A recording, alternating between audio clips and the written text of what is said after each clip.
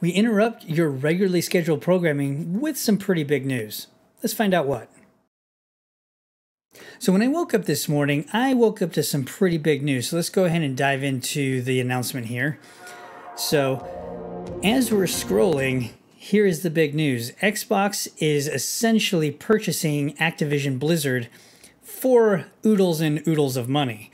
Now, when we dive into this, you're basically looking at, obviously, Call of Duty, Warcraft, but you're also looking at other things like Candy Crush, Diablo, Guitar Hero is even labeled in there, and some StarCraft. So you're getting stuff across all of Activision Blizzard here, which, if you've been up on the news on this one, they've had a lot of issues over there, being, sued by the states. They've ran into multitude of issues of workplace culture, and it's just been an overall issue with this particular company. So it's very intriguing that Microsoft goes and does this particular purchase. Now, obviously, this has been in the works for quite some time, and as we go through this, you're probably looking at the issues that Activision Blizzard has been going through over the past, year at this point, most likely drove down the overall price to purchase Activision Blizzard. So that's one thing to keep in mind. But as you're going through here, as you see here, it says Activision will continue to act in its own as it goes through this particular acquisition. So it will be an independent entity, and most likely once everything gets situated, that will or may not be an issue. We'll have to kind of wait and see how things play out here. But you're looking at is, upon close, we will offer as many Activision Blizzard games as we can within Xbox Game Pass and PC Game Pass, both new titles and games for Activision Blizzard's incredible catalog. Now, we are also happy to announce today that Game Pass now has more than 25 million subscribers, which is a pretty big. I think the last one that was estimated was 30 million, but 25 million is pretty big. And prior to that, it was 18 million, and I can't remember. That was like a year or two ago. Now, the primary issue that I kind of have with this is that Activision Blizzard, they have some great IPs. And I think that's what Microsoft is actually doing here.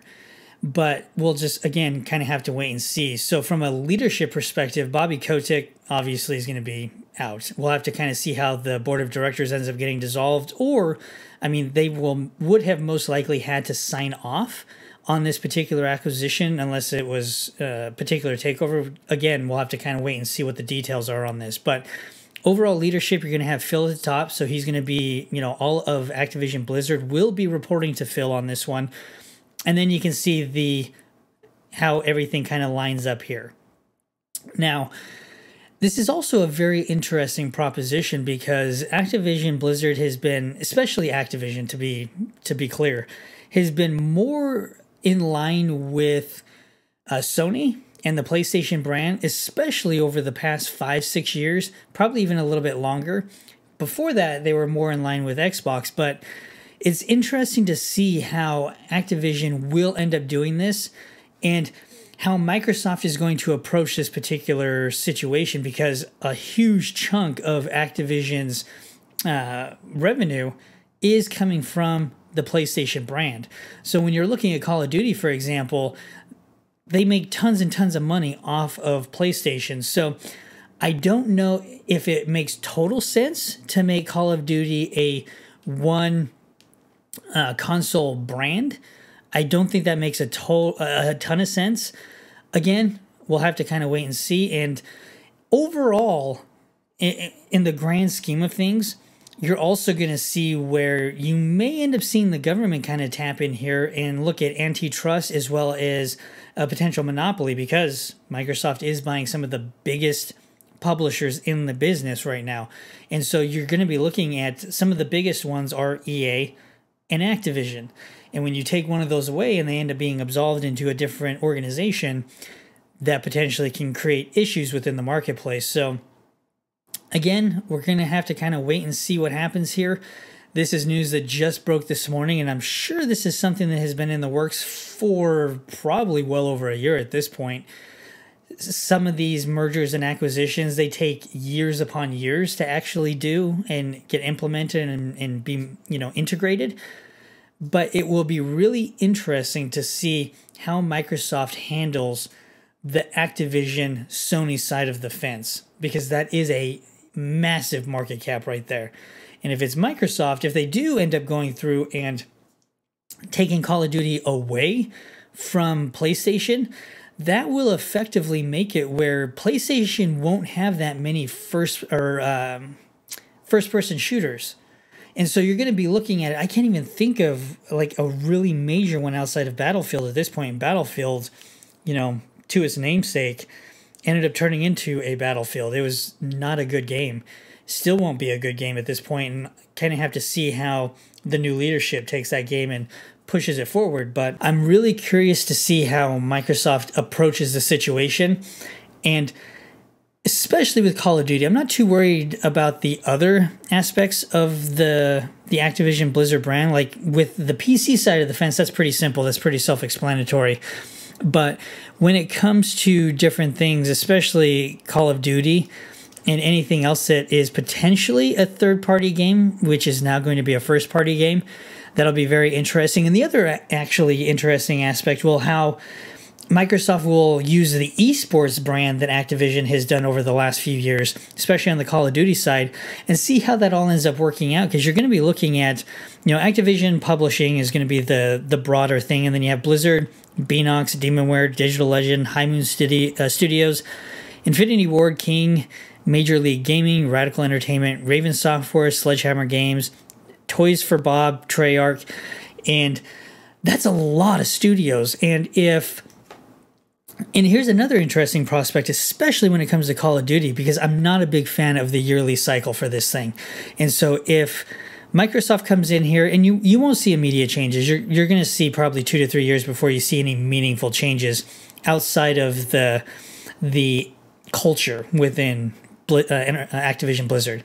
But the key thing here is going to be, how is Microsoft going to influence these games moving forward? So for example, Call of Duty being on a yearly cycle, are they going to leave it on a yearly cycle? I highly doubt it.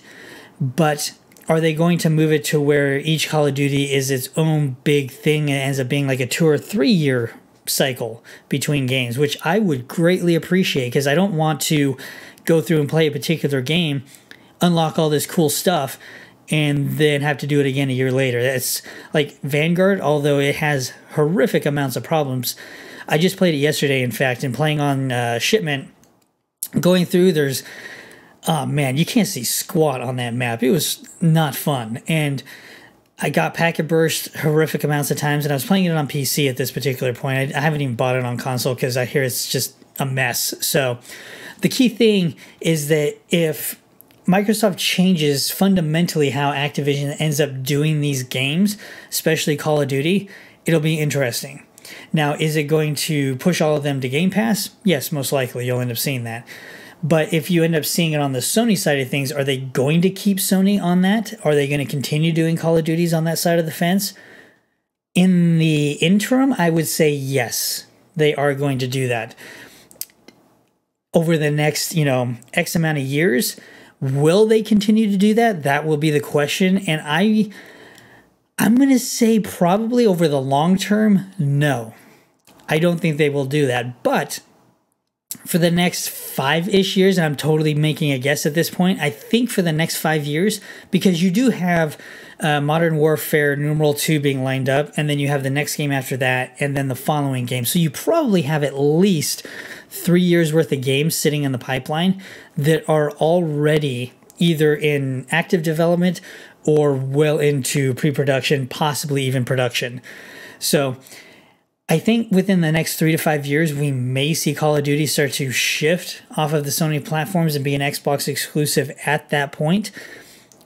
Again, totally guessing here, but that is what I'm guessing at this particular point. There's very little information outside of this press release, so we'll just kind of have to wait and see. But it's one of those things where this is such big news that, it has to be something that we look at as a community and say, okay, cool, Call of Duty, hopefully the culture ends up improving over there. I mean, it can only get better at this point. And you're getting a huge amount of IPs infused into the Microsoft brand. And we're really going to be looking at what kind of outcome this is going to drive for us as the gamers. You're looking at Microsoft is spending over $65 billion on this publisher. And so that is a huge amount of money. So you're going to be looking at, will this ultimately stay on Sony? I highly doubt it, but at least for the next 3 to 5 years, I see it staying on Sony. And as we continue to move forward, you're going to see all of these games that were already in the pipeline start to make that shift. And I think, again, they'll stay on the Sony platform and whatever other platform, maybe even the Switch.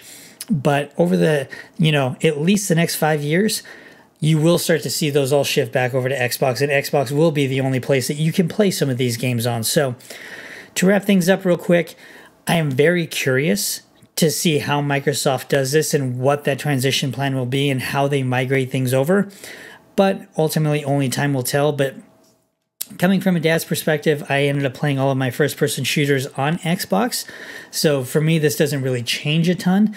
But for those on the Sony side of the fence, this potentially has a massive impact to them, especially as we continue and this, these different franchises may or may not start to become Xbox exclusives. So only time will tell, but it's a great time to be an Xbox gamer. I'm really excited to see where Microsoft takes this. And hopefully they also do the huge amount of cleanup that will be needed to make sure that Activision Blizzard is a great place to work, that the people there are fairly taken care of, and that they are producing great high-quality games. Again, thank you for taking the time to check this out. We'll see you out there.